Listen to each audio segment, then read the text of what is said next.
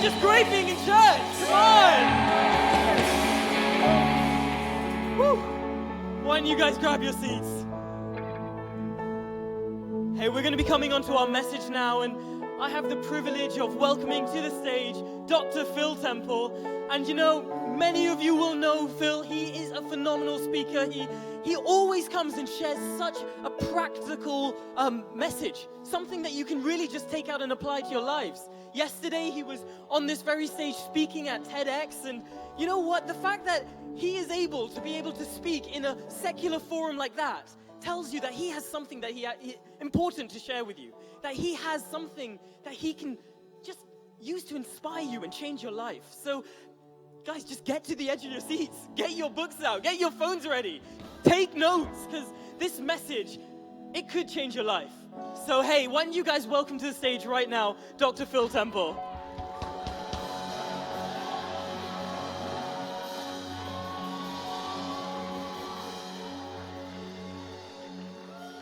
You doing good tonight? Oh, this isn't our quieter service. I said, are you doing good tonight? Fantastic. I'm going to put this right in the middle because I've got issues. So I hope that's okay. Fantastic. Right, I'm excited to have the opportunity to share with you guys this evening. There we go. Right, we're starting to get there. It's warm, isn't it? I know. Hey, I'll tell you what I'm talking about, and then you'll know why we're going to give it a little bit of energy this evening. So they say that, I want to talk to you about something that I'm not very good at, if that's okay. Yeah, so that fills you with confidence, doesn't it? When imagine that, if someone had jumped up at TEDx yesterday and go, hey, let me tell you about something that I don't know how to do. But I want to talk to you about something that I'm not necessarily very good at, but I think is very important. And the thing that I want to talk to you about tonight, and I think this is probably going to speak to some people in the room. I think it's probably going to speak to the people who were here volunteering all day yesterday at the space to help make TEDx happen. I think it's going to speak to the person that I was talking to earlier who said that they'd worked something like 70 hours in 5 days. I think it's going to speak to some people this evening because I want to talk to you this evening about rest. And I'm not very good at rest. One of the things that my wife tells me a lot is that I don't sleep enough. She's nodding, she's agreeing. And I've got to be honest with you, even by I have a fairly full life. And I like having a fairly full life. And I would much rather be doing stuff than not doing stuff. And I probably have a bit of a workaholic tendency, if I'm being really honest. If you guys don't mind me turning this into kind of confessional for me this evening.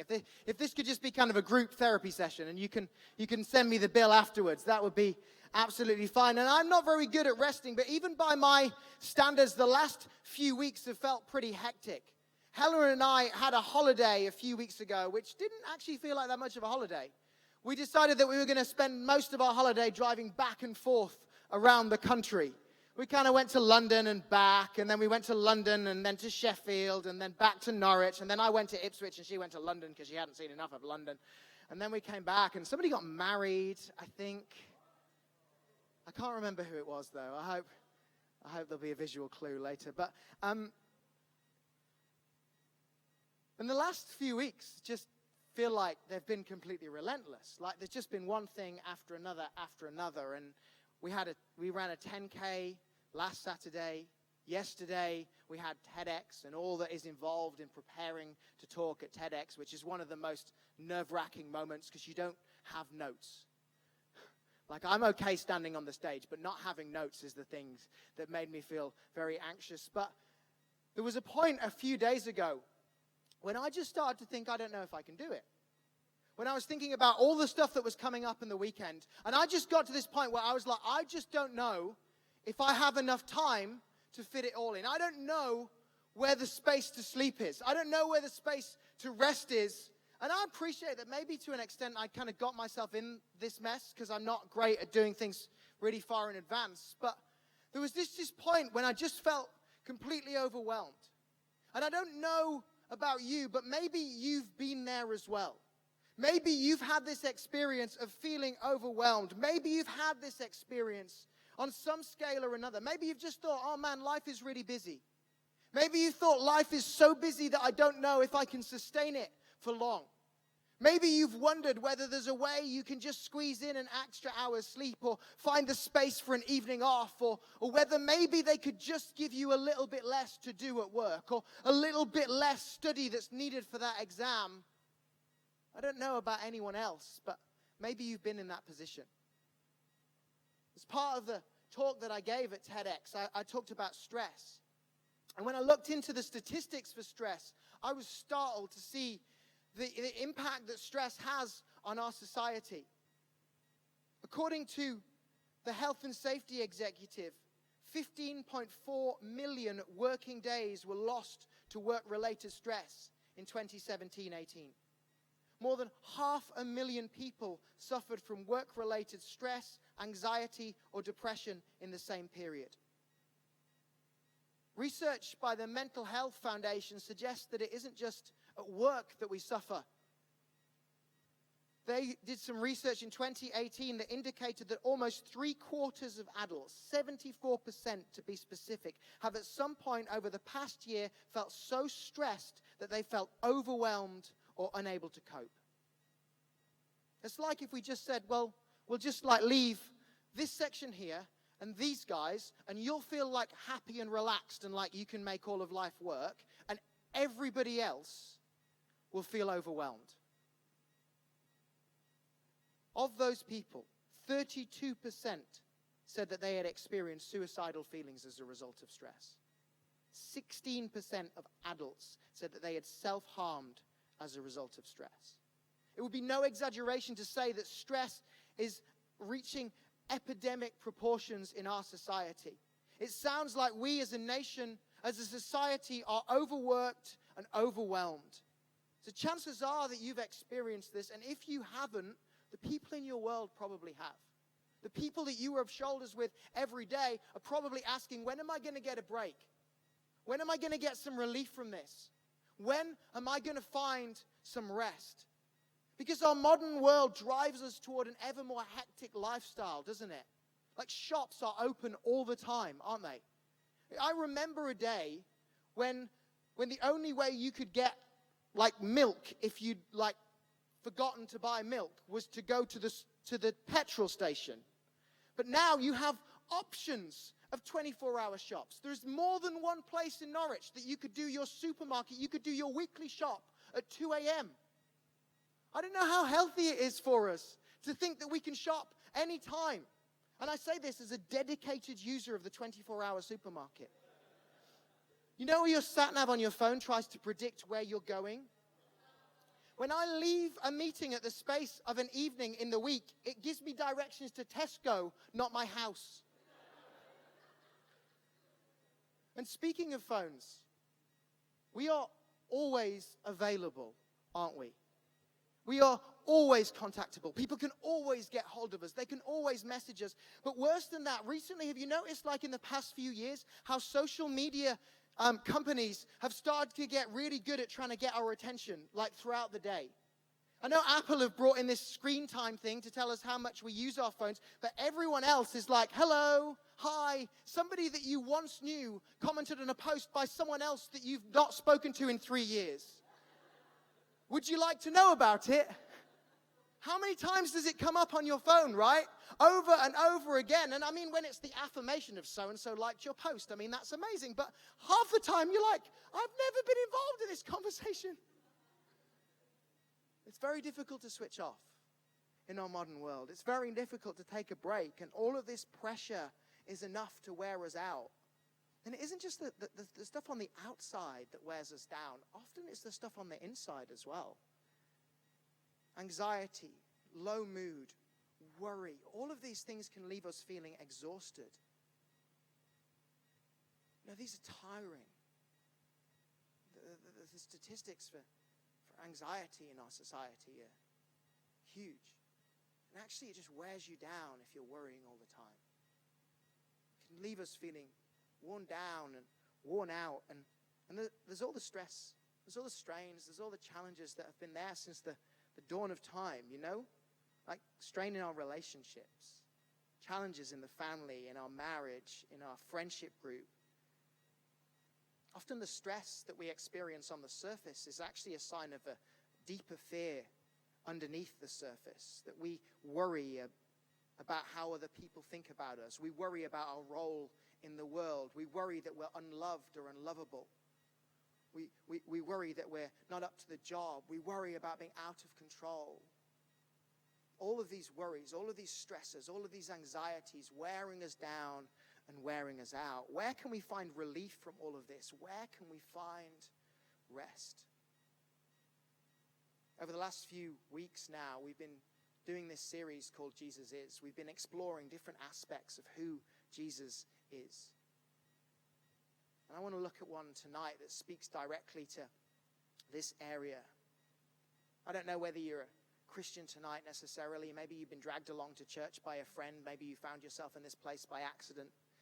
I don't know how you got here this evening, but as we look at what Jesus promises us, I think he speaks into this area of our lives in a way that's helpful regardless of whether or not you'd call yourself a Christian. In Matthew 11, we find Jesus out and about. He's teaching, he's engaging with the people, and he's getting into arguments with these people called the Pharisees. They're the religious teachers of the day. They got a list of rules which all people who wanted to be good Jews had to live up to. And they were really concerned, actually. They thought that the Jewish people had lost influence in the world because they weren't following God's rules properly. So to make sure that people really followed the rules, they came up with some more rules. So they had rules on top of rules on top of rules for people to follow. And Jesus is kind of sparring with these guys all the way. And then we get to this point in Matthew 11. And Jesus is talking about the relationship that he has with God the Father. And he says this incredible promise that we find in Matthew 11:28. It will be on the screen, but you will have probably seen it on the screen in our services at points as well. Jesus says, "Come to me, all you who are weary and burdened, and I will give you rest. Take my yoke upon you and learn from me. For I am gentle and humble in heart, and you will find rest for your souls. For my yoke is easy, and my burden is light." This powerful paragraph is perhaps one of Jesus' better known promises. And Jesus here is promising just what we need. Jesus says, "Come to me, and I will give you rest." You know, the rest that Jesus promises here is not just a physical rest. He's not offering to cover your shift for you this week. He's not saying, "Hey, leave those reports out. I'll get them written." He's not going to clear your tax returns for you. And what rest is it that Jesus promises? Jesus says that I will give you rest for your souls. What might that look like? You know, our soul is the seat of our mind, our will, our emotions.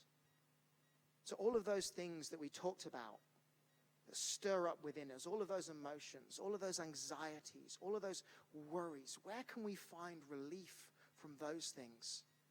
Jesus is saying, "Come to me, and you will find rest for your souls." Jesus is saying that there is a peace that he has available. That for all of the stresses and all of the strains and all of the concerns about whether we're worthy and whether we're capable and whether we're loved and whether we're up to the job, if we will come to Jesus, we will find rest from those anxieties, rest from those worries, rest from those concerns. What might that look like in our lives? All of those questions about purpose, all of those times that we feel inadequate, all of those things that play on our mind, and it feels like there's no way to stop the relentless chatter in our head. Jesus says, "Come to me, and you will find rest for your souls." Jesus is not only promising rest for our soul, though. His message goes even deeper. What Jesus is actually outlining here is a whole new way of relating to God. At the time that Jesus was speaking, there was loads of teachers. There was all sorts of teachers bouncing around the place, lots of different rabbis, and they all had their own list of rules, their own list of things that you should follow. And one of the ways that they referred to this, one of the colloquial terms for this, was to refer to it as the yoke. The yoke was about the list of rules that were common for that following a certain rabbi required of you. So actually, when Jesus says that his yoke is easy and his burden is light, he's saying, well, actually, all of these other teachers have all of these lists of all of these things that you need to do. But if you come to me, the yoke is easy. That there isn't the same list of requirements. There's a reference here. He says, my yoke is easy and my burden is light. And this reference to a burden gives us this sense of the expectation that would have been placed on the shoulders of the followers of the other teachers. That there were things that they were required to do, things they had to do to meet up to the standard, things that they had to do to make the mark that was required by all of these other teachers. And Jesus is saying, come to me because my yoke is easy and my burden is light. While other teachers, there was a weight of expectation, Jesus is saying, no. I'm not going to place anything too heavy on you. The yoke, the physical yoke, was something that was used to connect two animals together. I think we've got an example here. A yoke plowing the field, holding between these two cows, oxen, I don't know. Sheep. They're not rabbits. It's a reference to rabbits for anyone who wanted that. As you can see, a yoke is used to connect two animals together. If Jesus is saying, that actually what happened here was that the two animals pulled the weight together, right? So the weight was distributed across the two animals. So Jesus is saying, come to me because my yoke is easy and my burden is light. If there are two animals connected together and one of them finds that the load is easy, which one carries the load? If Jesus says that our load is easy, isn't it because he takes the weight? And actually we see this. We see that Jesus took the weight. He took the weight first of all of our sin. That actually on the cross, Jesus took the weight of our sin on his shoulders. Sin is a religious word. It means our missteps and mistakes. It literally means the times that we have missed the mark. It is all of our shortcomings, all of our failures, all of the stuff that should separate us from relationship with God. And actually Jesus took the weight of all of that on his shoulders so that it would die with him on the cross.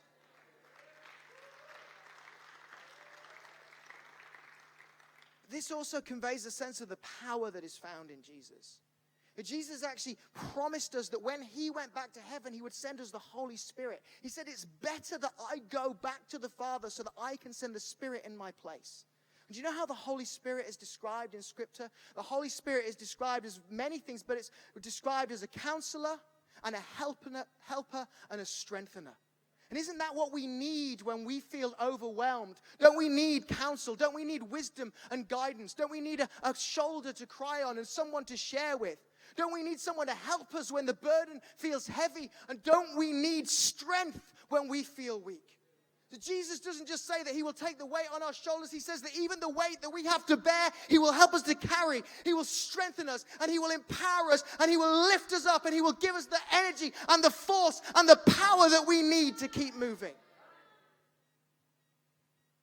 The power of the words that Jesus says here are even more poetically demonstrated in the Message translation. Let me read to you how this is in the Message paraphrase. Jesus speaking here, he says, are you tired?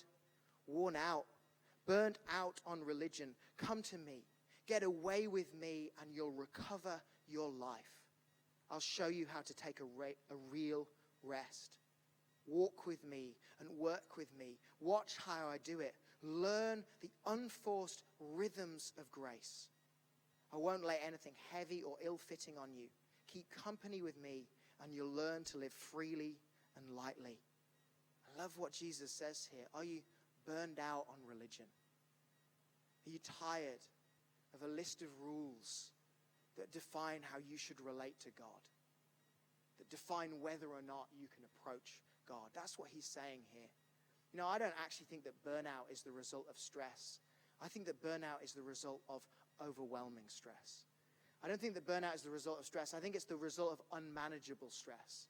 It's when we feel like we can never quite get on top of our workload. And that's the kind of religion that burns us out, is when we feel like we will never make the mark, when we feel like we will never be up to it. As Jesus goes on here, he talks about the unforced rhythms of grace. And I think to help us to understand what he means by that, we should actually read on and read where Jesus goes next. Read what is in chapter 12. It says, at that time, Jesus went through the grain fields on the Sabbath. His disciples were hungry and began to pick some heads of grain and eat them. When the Pharisees saw this, they said to him, look, your disciples are doing what is unlawful on the Sabbath. See, Pharisees, again, we've got a list of rules. No picking grain. That's work. Not allowed. Jesus answered, haven't you read what David did when he and his companions were hungry? He entered the house of God, and he and his companions ate the consecrated bread, which was not lawful for them to do, but only for the priests. Or haven't you read in the law that the priests on the Sabbath duty in the temple desecrate the temple, yet are innocent? I tell you that something greater than the temple is here. If you had known what these words mean, I desire mercy, not sacrifice, you would not have condemned the innocent, for the Son of Man is Lord of the Sabbath. Jesus is asserting his authority. And the first way he does it is to say, you guys think you know the law? Let me teach you from the law. Going on from that place, he went into their synagogue, and a man with a shriveled hand was there. Looking for a reason to bring charges against Jesus, they asked, is it lawful to heal on the Sabbath? He said to them, if any of you has a sheep and it falls into a pit on the Sabbath, will you not take hold of it and lift it out? How much more valuable is a person than a sheep? Therefore, it is lawful to do good on the Sabbath. Then he said to the man, stretch out your hand. So he stretched it out, and it was completely restored, just as sound as the other. But the Pharisees went out and plotted how they might kill Jesus. Jesus says, you want to come to me with the law? I'll teach you from the law. You want to question me about God? I'll show you the power of God. Because they're saying, oh, God says you can't do any work on the Sabbath. All right, here's a miracle for you. So God did the miracle, right? They can't argue, can they? What happens? What restores this man? What heals his hand? Oh, it must be the power of God. So now the Pharisees are in a position where they're saying, well, you're not allowed to work on the Sabbath because God says. But God just did some work on the Sabbath. I think Jesus is more savage than we give him credit for sometimes, you know. I think it's interesting that this follows Jesus' comments about rest. It's interesting, but I don't think it's a coincidence. Because here is another debate between the Pharisees and Jesus about where we find rest. And the Sabbath was a powerful principle. It was a principle that is really established in the creation story. In the creation account, it says that God worked for the first 6 days, and on the seventh day, God rested from his labor. Why do you think God rested? Do you think God was tired? Was the almighty creator of the universe, had he had enough? I think God rests to set a principle in place. He rests to show us that we need to rest. But actually the Pharisees had come up with all of these rules.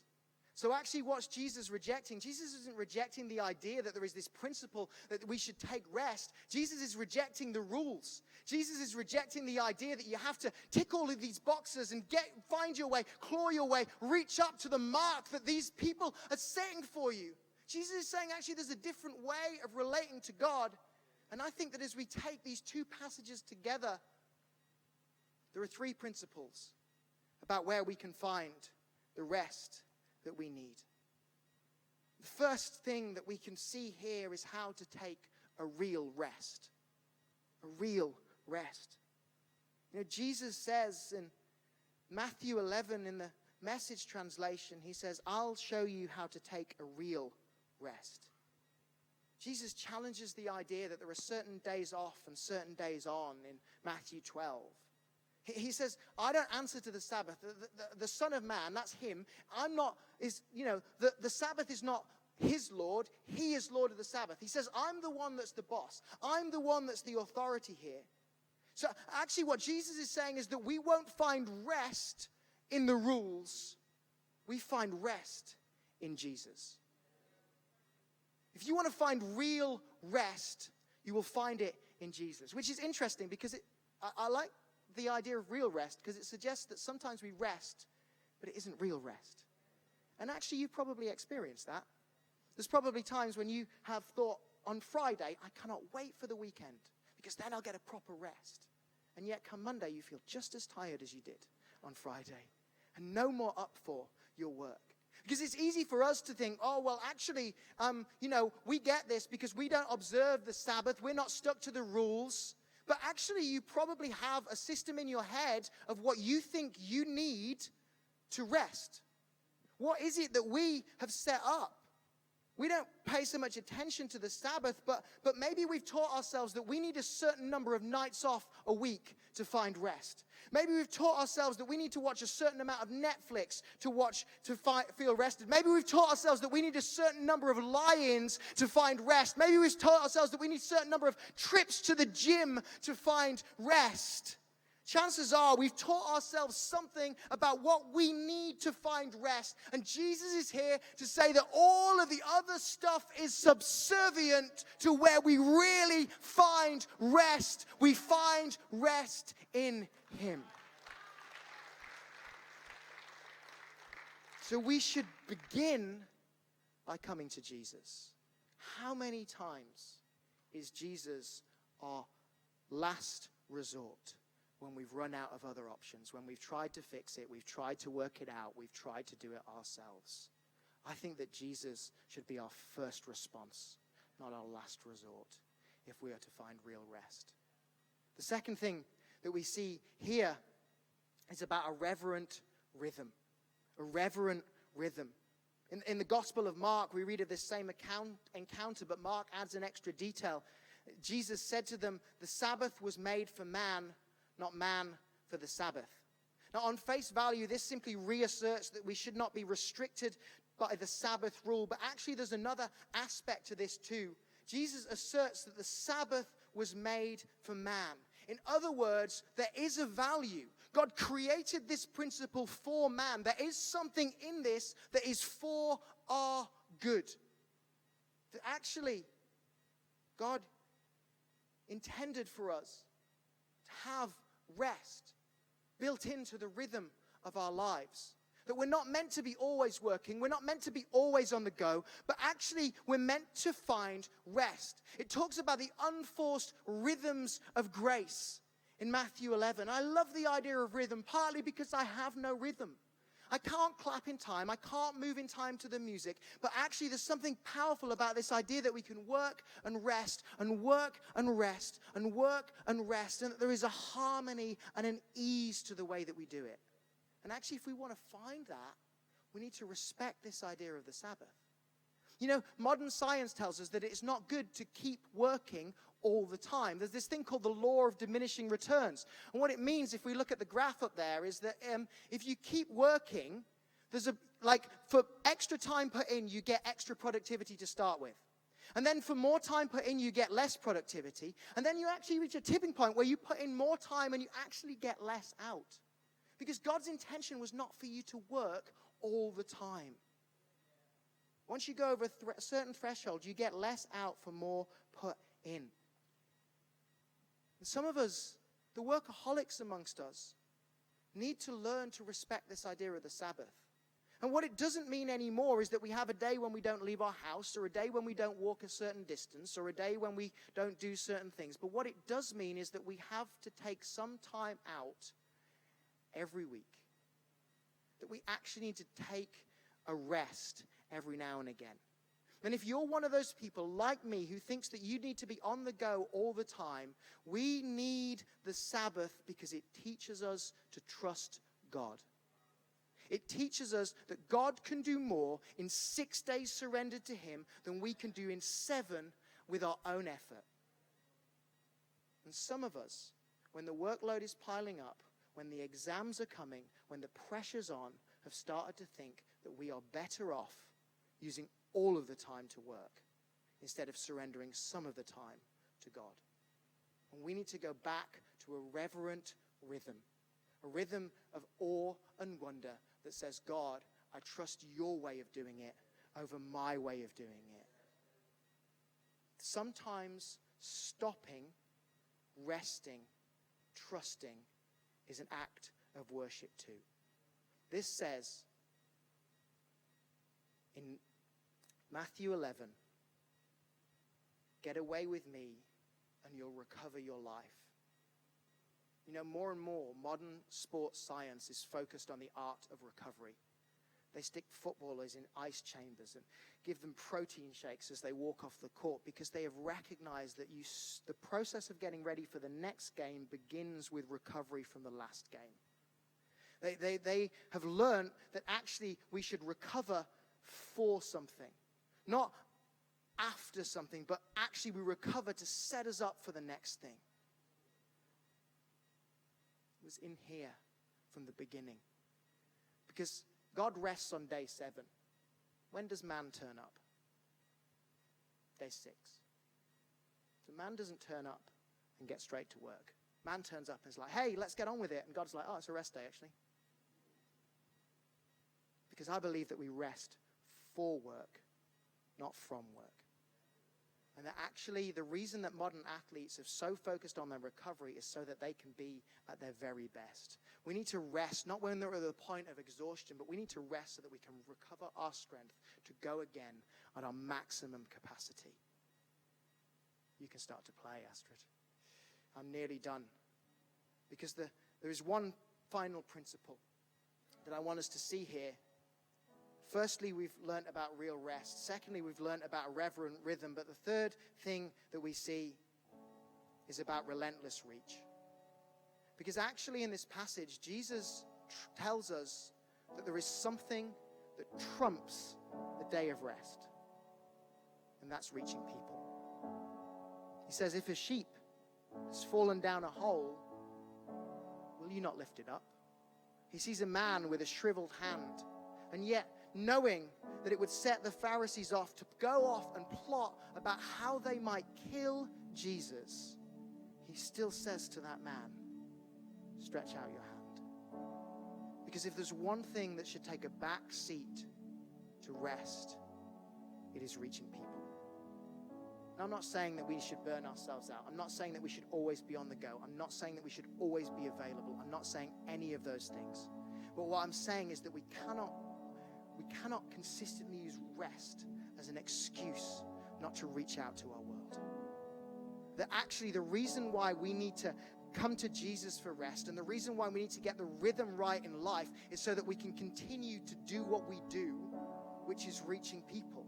So that we can continue to get out there. The reason why we need to rest well is so when your colleague says, can I talk to you, Phil? You say, yes. You don't say, I've got too much to do. That when they come to you and they need a shoulder to cry on, you're not so burnt out and so stressed out that you can't open up a few minutes to speak to them. How do we know? How do we know? I don't think we should go out of our way looking for trouble, but I think that if it crosses our path, we should say that's for me. Actually, we need to be good about building that rest into our week so that if there are interruptions, we're ready.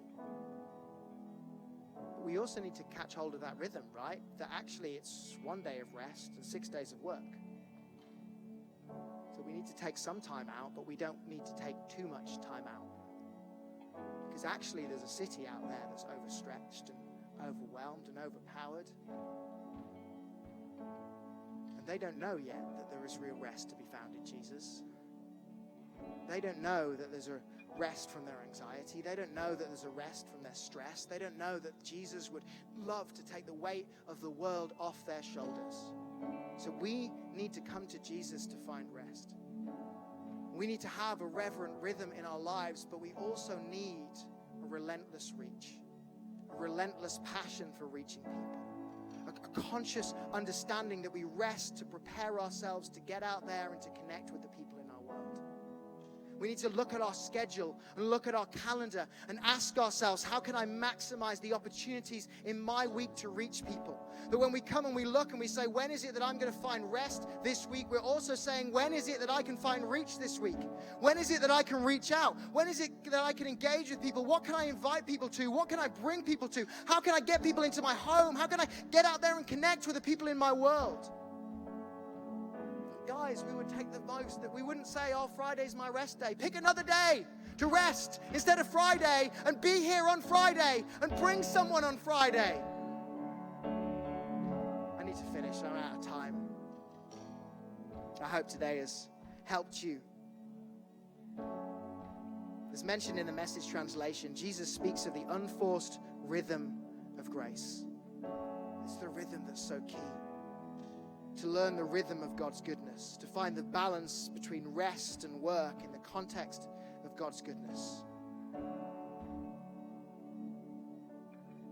Our focus should not be on working or not working. The way that we will find the rhythm of reaching people in our world is if we're not focused on rest and we're not focused on work, but we're focused on Jesus. Because Jesus says, walk with me and work with me. Watch how I do it. Learn the unforced rhythms of grace.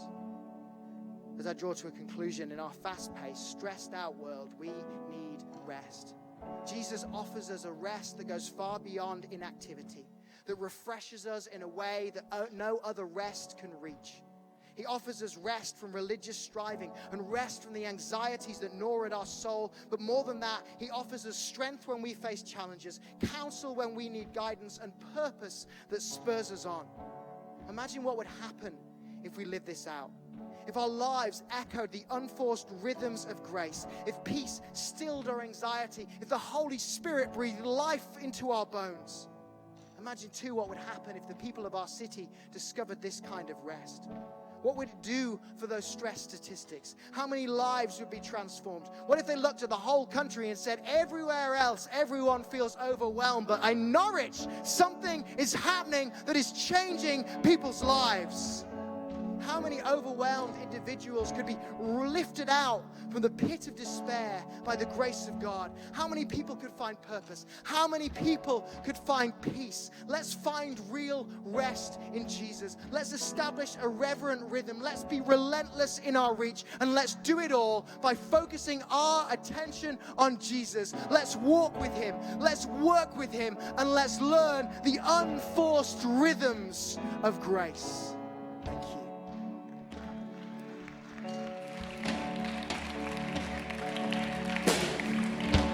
Should we stand? 'Cause where there is you are